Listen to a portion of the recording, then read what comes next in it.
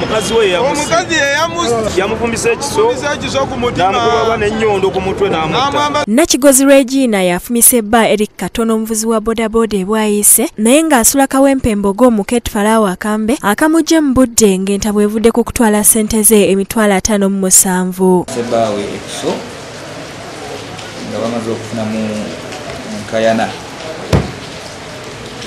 kuvuga naye wano bodaboda nga talina mutawaana gwonna era twayawukanye naye wano saawa yabaddeemu netudde ewaffe tukedde ku makya nga batugamba bamufumise. Kitalo nnyo okufiirwa abaana baffe abakyala batumaliddewo abaana baffe.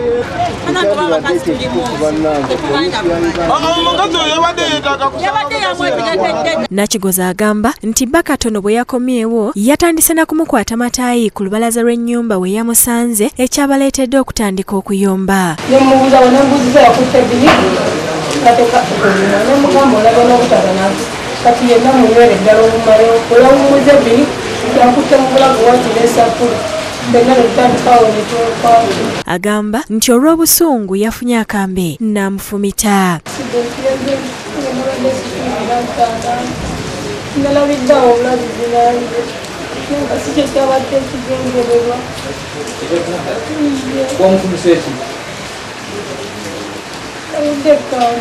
Abatuuze bavumiridde nnyo ekikolwa kya Nakigozi wabula omusango ne baguteeka ku poliisi kubanga Nakigozi abadde ng'ayisa bubi bbaawe kyokka nga buli ensonga lwe bazitwala ku poliisi baawukane yo eddamu kubagatta.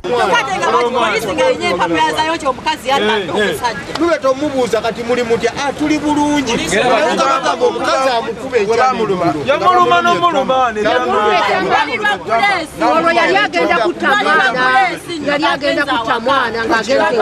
Adumira poliisi y'e Kawempe Siraji Bakaleke avumiridde ekikolwa kino n'ategeeza nti Nakigozi wa kuvunaanibwa mu mbuga z'amateeka. Ayongedde n'asaba abafumbo nti singa baba bafunye obutakkaanya poliisi w'eri okubatabaganya. Omukazi bw'oba bakunyizizza mugende mu bazadde alina abazadde mubeere nti mumalawo obuli kubasumba oba genda kwerusi ojja mu poliisi.